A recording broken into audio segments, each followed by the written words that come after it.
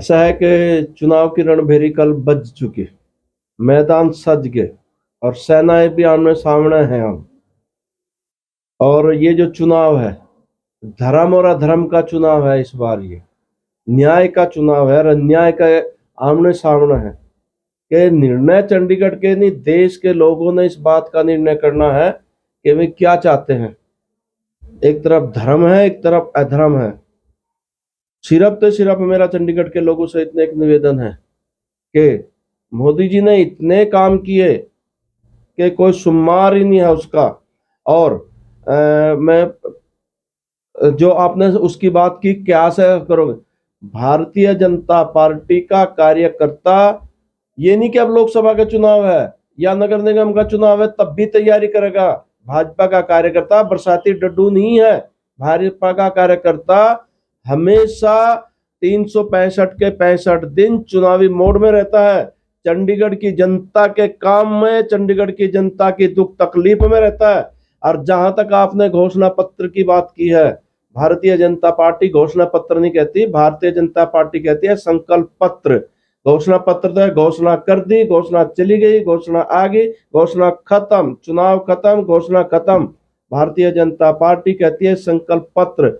हम लोग 2 वैन सारे चंडीगढ़ के अंदर घूम रही और उसके बाहर बॉक्स रखे लगाए हमने। चंडीगढ़ की जनता से कह रहे जिसके जो सुझाव हैं, आप अपने सुझाव दो, चंडीगढ़ की बेहतरी के लिए सुझाव दो, चंडीगढ़ के विकास के लिए सुझाव दो, चंडीगढ़ के भविष्य के लिए सुझाव दो। और उसके बाद जब वो सब सुझाव आ जाएंगे, उनका सबका अध्ययन किया जाएगा। जो कार्य चंडीगढ़ के स्थानीय स्तर के होंगे उनको यहाँ पर रखा जाएगा, और जो दिल्ली से केंद्र की सरकार के स्तर के जो काम होंगे वो संकल्प पत्र वहां से तैयार होकर करके आएगा। 2 संकल्प पत्र भारतीय जनता पार्टी जारी करेगी, एक राष्ट्रीय स्तर पर होगा, एक चंडीगढ़ के स्तर पर होगा। दूसरी बात, चंडीगढ़ के अंदर चुनाव है, ये 1 जून का चुनाव है।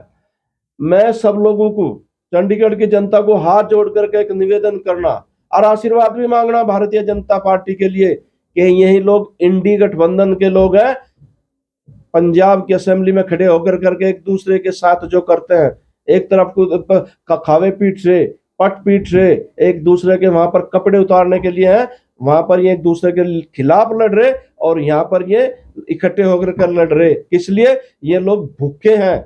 अब भूखे हैं किसके? सत्ता के। और देख लिया आप, दिल्ली का उदाहरण देख लो। मान लिया असेंबली वहां जरूर है, पर 7 की 7 सीट दिल्ली की जनता भारतीय जनता पार्टी को देती है। मान लिया यहाँ पर हमारे थोड़े नंबर कम था, पर 2014 का चुनाव हो, 2019 का चुनाव हो और 2024 का चुनाव हो, चंडीगढ़ की जनता का आशीर्वाद जिस तरीके से पिछले 2 चुनाव में भारतीय जनता पार्टी को मिलता रहा, इस बार भी चंडीगढ़ की जनता भारतीय जनता पार्टी को, श्रद्धेय श्री नरेंद्र मोदी जी को अपना आशीर्वाद देंगे, ऐसी मुझे उम्मीद है चंडीगढ़ की जनता से। नमस्कार सर। एक तरफ तो आप कह रहे हैं हमने विकास किया है, चंडीगढ़ का विकास किया है, दूसरी तरफ कांग्रेस कह रही है कि बेरोजगारी बढ़ी है, महिलाओं जो सिलेंडर है एक बार लिया उसके बाद लिया नहीं, सिलेंडर के रेट बढ़ गए हैं, महंगाई बढ़ गई है।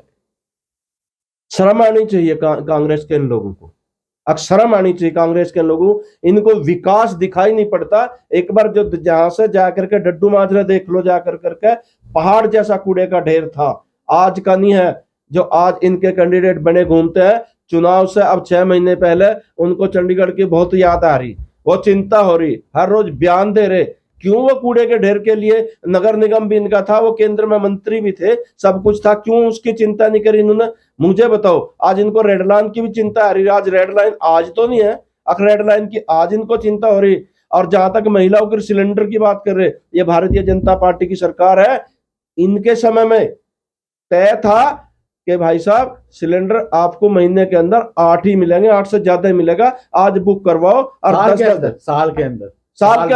साल के अंदर इनको 9 सिलेंडर मिलते थे। और आज देख लो, जैसे आलू गाजर बेचते फिर रहे रेडियो पे, इसी तरीके से सिलेंडर मिल रहे, किसी तरह के सिलेंडर मिल रहे। शर्म आनी चाहिए इनको।